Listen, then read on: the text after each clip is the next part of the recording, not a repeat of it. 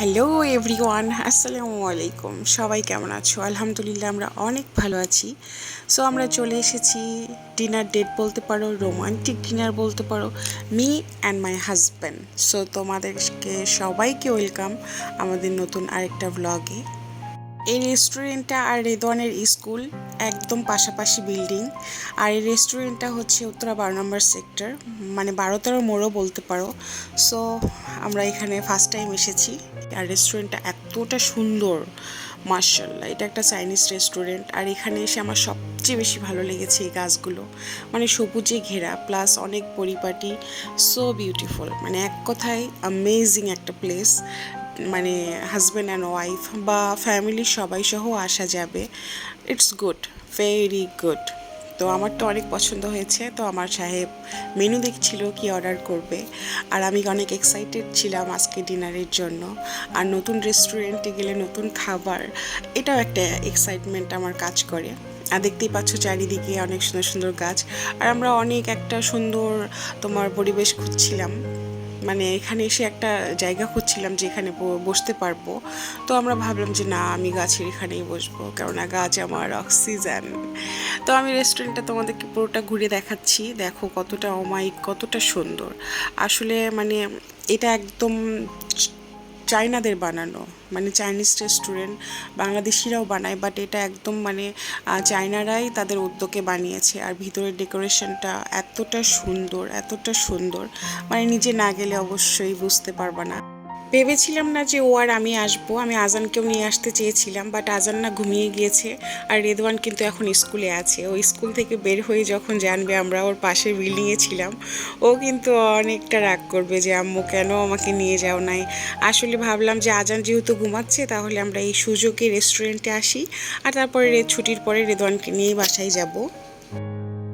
আমি চারিদিকে ঘুরে দেখতে দেখতে ওয়েলকাম ড্রিঙ্ক দিল, আর খাবারটাও ওদের বাবা আমাকে বলল যে এটা অর্ডার করেছি। তো সেই ফাঁকে আমি আরেক পাশটা তোমাদেরকে দেখানোর চেষ্টা করছি। আর আমি কিন্তু পুরো রেস্টুরেন্টটাই তোমাদেরকে ট্যুর করে দিলাম। আর এই রেস্টুরেন্টে আসলে না, তোমার খাবার যেমন তেমন, বাট এগুলো যখন দেখবা, মানে তুমি বসে আছো, সেই প্লেসটা যদি এইরকম একটা সুন্দর জায়গায় হয়, তখন না দেখবা মানে ফিলিংসটা অনেক সুন্দর হয়ে যায়। আমরা হাজব্যান্ড ওয়াইফ সবসময় অনেক কফি শপে যাই বা অনেক রেস্টুরেন্টে যাই। আসলে তার থেকে সববার থেকে আমি এটাকে 1 নম্বরে রাখবো, বিকজ অফ তাদের রুচিটা এতটা সুন্দর, মানে এতটা সুন্দর করে যে ভিতরটা সাজিয়েছে, বাইরে থেকে তোমরা কেউ কল্পনাও করতে পারবে না যদি ভিতরে না আসো। আর চারিদিকে সবুজ, এই জিনিসটা আমাকে অনেক টেনেছে। আমি তো নেক্সট টাইম অবশ্যই আসব। খুবই সুন্দর এখানে, মানে কাপলদের জন্য একটু রেড রেড কালার, এটাও আমার ফিল আসছিল। আর এখানে বাবুটা তার মাকে জ্বালাচ্ছিল, এই জিনিসটাও আমি অনেক কিউটভাবে দেখছিলাম। আর অবশেষে ফাইনালি তোমাদেরকে টাইটানিকের সেই শিপটা দেখাতে চলে এসেছি আমি। আমি আসলে নাম দিয়েছি এই শিপটার নাম টাইটানিক।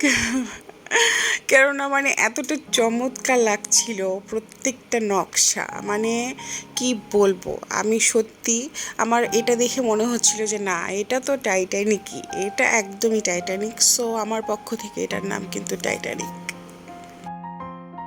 চাইনিজ খাবার তো কতই খেয়েছি, বাট এইবার যেগুলো অর্ডার করেছে আমার কল্পনার বাইরে আসলে, মানে সবগুলোই একদম মনে হচ্ছিল আমি চাইনায় বসে আছি। যদিও আমি কখনো চাইনায় যাই নাই, বাট ওই ফিলটা আসছিল। তুমি যখন এই রেস্টুরেন্টে যাবা, সব কিছু দেখবা, তোমার মধ্যে এমনিই ফিল চলে আসবে যে হ্যাঁ, তুমি একটা চাইনাদের চাইনিজ রেস্টুরেন্টে।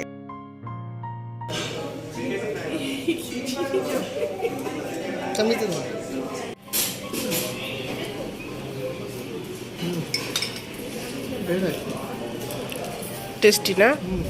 আমি তো ভয়ে টেস্ট করছি না, এখন আমার টেস্ট করার পালা। এই যে দেখো,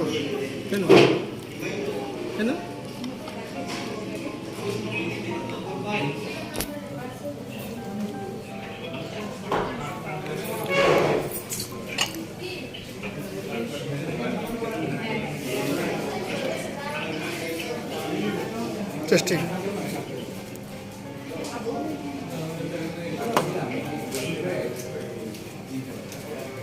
দাদা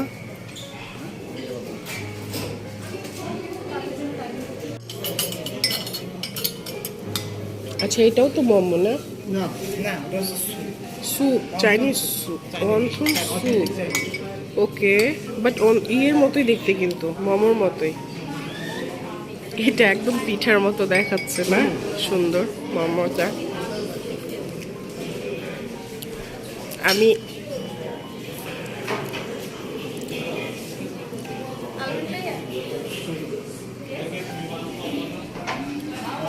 ধোয়া উঠতেছে। Rice and chicken. ওকে, এটা Chinese. Rice and chicken.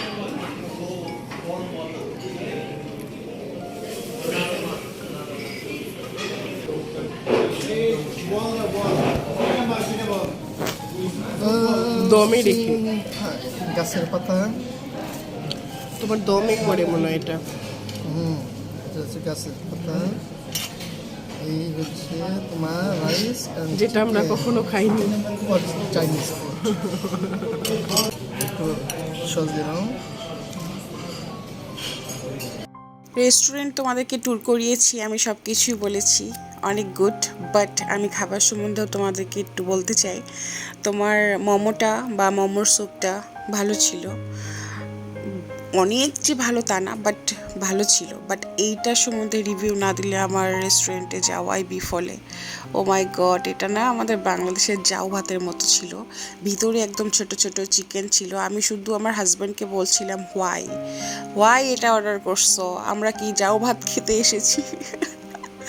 So funny. খাবারটা কিন্তু অনেক বিচ্ছিরি ছিল।